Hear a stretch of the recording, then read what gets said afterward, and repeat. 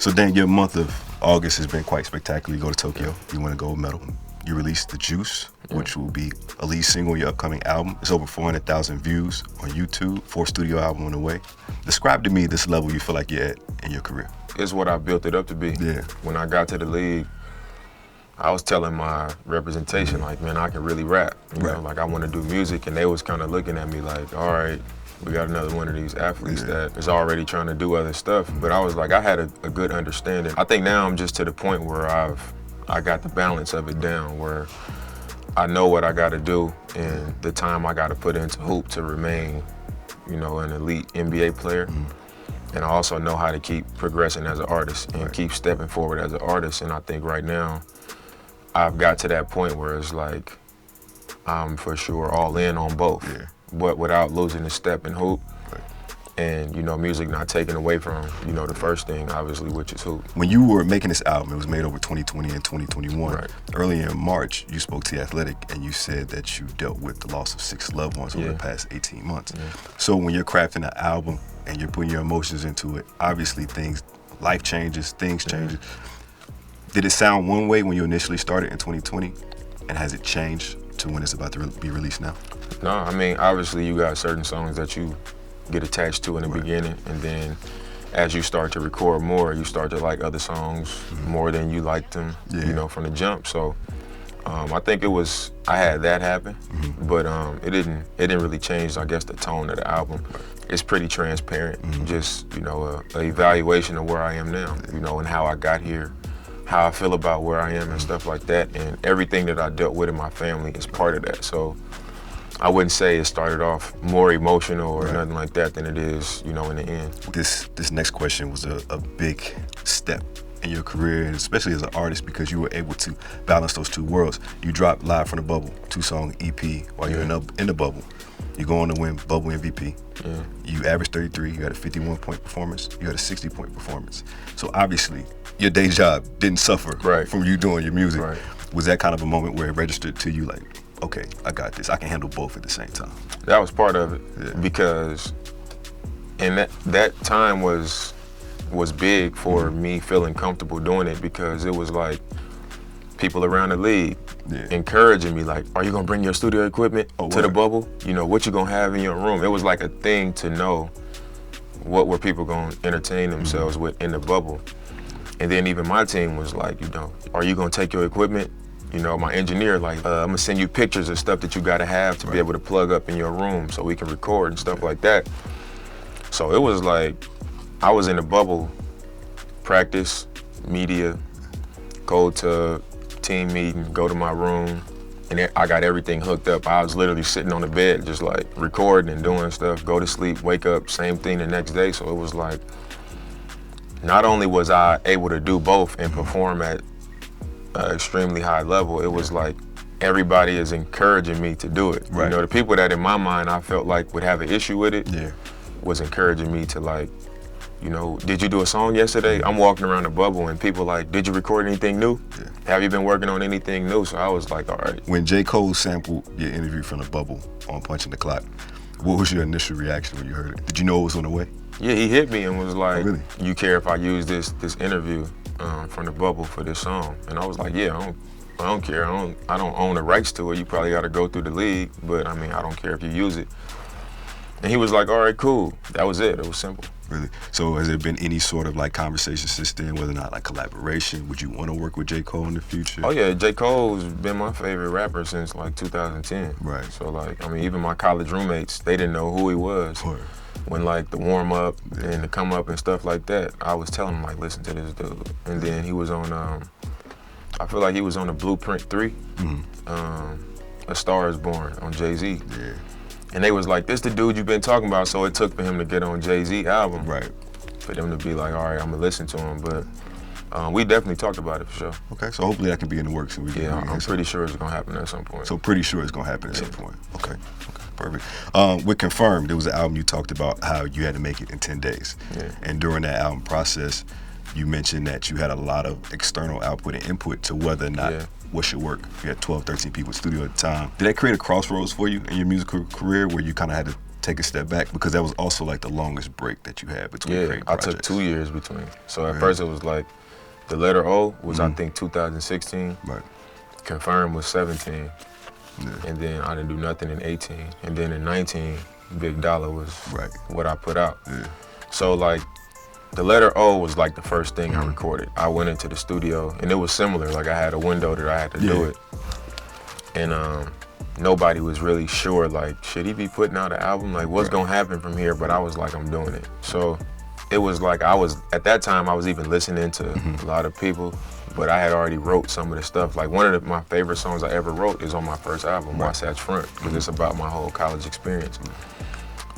But then when we got to Confirmed, I was like, man, I want this one to do better. So when I get to the studio, I got the engineer, I got Deuce, I got my cousin Danny, I got one of my other cousins, my brother is there. I got people that I know that I'm just cool with that like do music that's there. And everybody's in the studio like, man, you need a song to go to, that they're gonna play in the club. Yeah. You need this song, you need that song. And I was just like, all right, like, let's try to do that. All right, so it was just all over the place with what it sounded like in the direction of the music. Right. And I could feel it when I was in the room, but then I was just like, we already here, so we just did it. And then after that, I was like, all right, I'm just gonna take a break from putting albums out. But I was still writing, I was still, messing around, recording sometimes. And then just in that 2-year window, I started to figure out what I wanted my music to sound like. And like the picture I wanted to paint and the story I wanted to tell. Do you also feel like in that window you kind of refined who you are as a person too? Who do you lean on to say, okay, this song might not be it, but this is it? I send my music to Wayne, I send it to J.Cole, I send it to Common. Like they the artists that I'm cool with, like I have a normal text conversation with. So walk me through the process in which you'll send them music. You'll just be like, yo Wayne, I got a few tracks I want you to hear. And does he give you constructive criticism? What does that sound like from Wayne? I'll send it to him like, what you think about this? Yeah. And he'll tell the truth. He'll be like, this fire. Or he'll be like, man, I feel like the hook, whatever. He'll say what the truth is. Right. Or I'll send it to, like I sent the song on this current album to Cole, and he was like, man, I like it, but I would like to hear your verse on this part, on the part of the beat that the hook is. I think it'll sound better. Like you should mess around with that. Yeah. And then I'll send it to Common, and he'll be like, yeah, I think this hook could be better. It's kind of simple. I think because of how strong your bars is, the hook should be way stronger so it can support, what you're saying, and it'll stand up. So it's like, I know they're not just gonna be like, man, this fire, Right. Describe to me your nerves before a project. Is it similar to a big game? Are you nervous at all? What's it feel like? Before a big game, I'm more just like, in my mind, I see it being like the biggest game of my career. Right. Like I just see myself having a moment in the biggest moment. So it's always positive. I think because of that, I don't get nervous. It's also fun for me because my favorite part of the NBA journey was the way up. Like trying to make it to the draft from Weber State and Summer League and draft workouts and interviews and having to like get there. Like that whole process is like my favorite. That was like my favorite time. So with the music, this is my favorite time. Like I'm not looking at it like, oh, I gotta go platinum or I gotta do this. It's like, is more people gonna like it this time than they liked it last time? Like, are they gonna notice the growth? What they gonna say about this one? Because I know eventually I'm gonna put enough time and I'm gonna accept the criticism and whatever, and it's gonna go where I want it to go. Yeah, so it's actually fun for me. Like I always look forward to it. The journey is the goal, right? You just gotta enjoy the process and enjoy the journey. Hoops and rap music has been synonymous for well over 2 decades at this point. And it feels like every rookie class that comes in, they have a guy that raps and has bars, whether it's Marvin Bagley or Anthony Edwards Jr., and they take shots at you. Do you take that as a respect in your craft that you're good enough where they feel like they gotta take you down to make themselves king in NBA rap? I don't think it's that they gotta take me down. I think they recognize, like, they associate me as the guy that's the athlete that everybody knows that I rap. Yeah. So it's like, who else are they gonna shoot at, or who else they gonna make a comment about? Right. Like, And at this point, I'm not really trying to be the best rapper in the NBA. I'm sure you're just trying to be the best rapper, period. I'm just trying to be amongst the best rappers. Like, I want people to listen to me and be like, Childish Gambino, Donald Glover. Right. Like, he's referred to as both people because they do separate things. Yeah.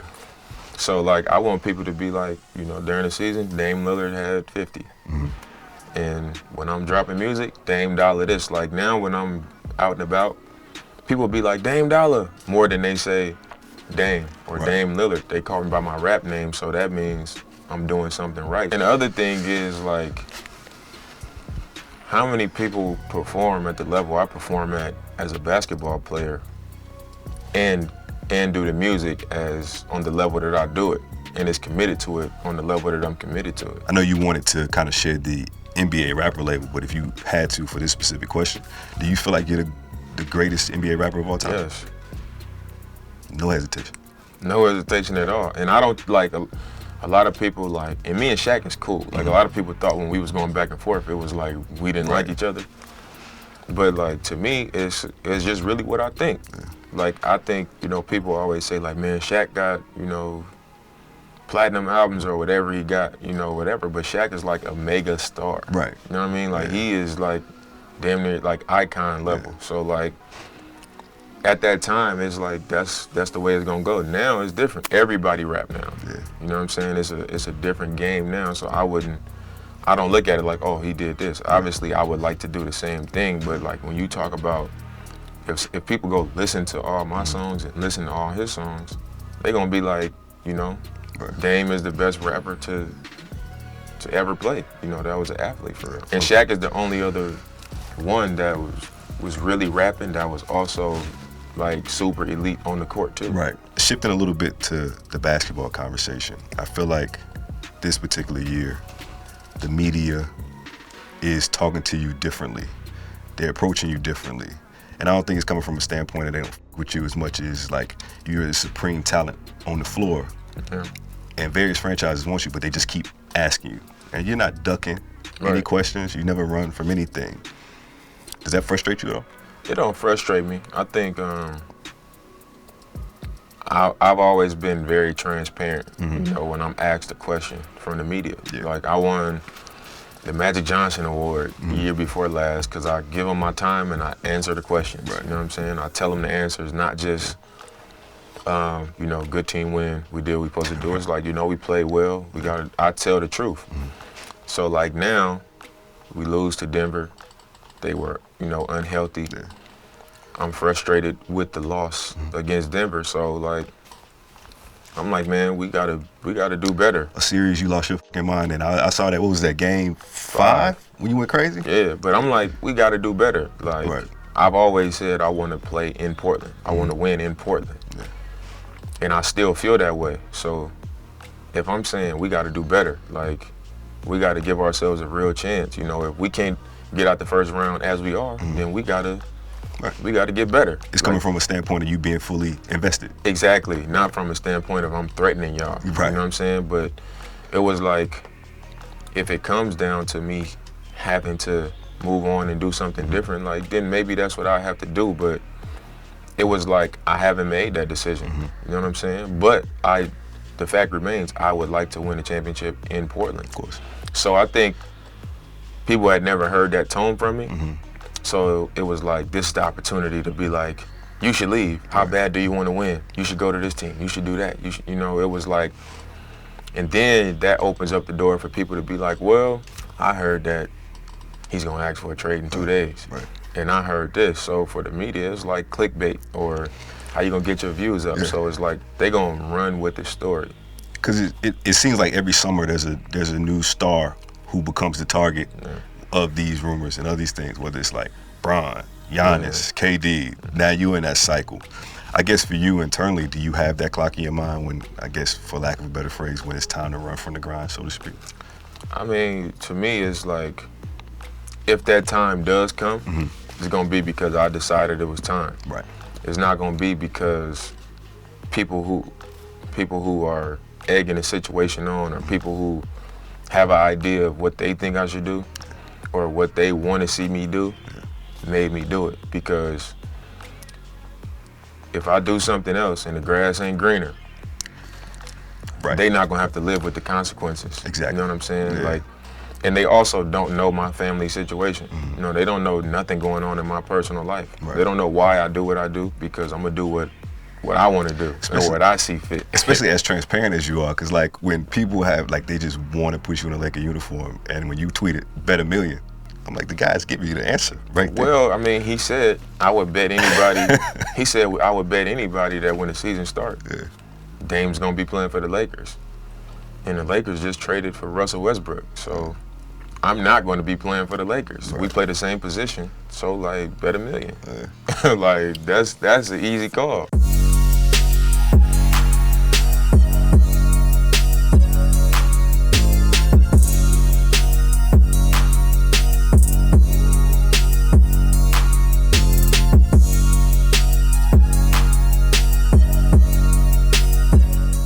On the Juice said 2 minutes and 48 seconds. You had the bar doing Kobe drills to ease my mind. Walk me through when you wrote that bar. How special is that to you? I mean, that was like, in this whole album, I showed Kobe a lot of love. Like, I got a song that I did for 2K called Kobe, that I ended up putting on the album. I think just because from the moment he passed all the way up to this moment, like, it's always a shocker to me. You know what I mean? Like, every time I see like a highlight or a clip or a picture, I'm reminded like that actually happened. You know? So it's like, I think because it's been that way for, a year or so, I'm just always like, it's on my mind, so it's always a moment where I just, I'll throw it in there, so. And that was like, what I was referencing at that time was a real moment, so. So did y'all ever get to work out together when he was alive? No, we never worked out together, but like I never been comfortable just like reaching out to people, like, what you think about this, or how can I, almost like for help, you know. But me and him communicated like that, where I reach out to him, what does it take to get it done, without having to team up and having to go to, and he was always like, find a way to beat him. He always was responding to my messages, like, when you think about it, you're like, this Kobe. He ain't go, he'll get back to me, but he always was responding and had a lot to say, so. It was more that type of relationship. Probably a ton of respect for what you're doing. I mean, like you mentioned, that debut that you had was against his Lakers, and they had Dwight and company, so. It was definitely respect. My first All-Star game was with Kobe. So. Special. What has Lil Wayne, the relationship you had with Weezy, how's that been? What's the biggest lesson that he's given you as far as rap goes? We communicate pretty often. We got a solid relationship. He did the performance at All-Star with me, and I was like, he even mentioned it to me, like, I'm not, like, I don't gotta do this, like, I came here to mess with you, to support you. So, I think that shows the kind of relationship that we've developed. Absolutely. We're here in the booth. This is where you lay your bars down. As you continue to grow in your career, we talked about a little bit in there, you're very more and more transparent. You say things within your life. Has there ever been a circumstance when you had to go back and talk to a family member and say, like, I dropped these bars, you might hear it, or they hear it and they confront you about it? I typically talk about things going on in my life, but I don't give a lot of details, so it's never really a need for me to go back and have a conversation. But I have written songs that, haven't come out, where it's like, before I put that out, it would be some conversations that, that I need to have. If you had to give me a wish list of dream collaborations, what would they be? A wish list? Dead or alive? Yeah. We'll go down. For sure do Pac, for sure do Biggie. I actually had a song with DMX that was like, it was already moving. Okay, we can't move past that. So you had a record with DMX. Yeah. Already recorded. Like, so what happened was I had a song, it was gonna be on my second album. Because we was talking about in the studio, like, who you wanna get? And I was like, we gotta get DMX. Because me and my boy Drake, we was both big DMX fans, like, as kids.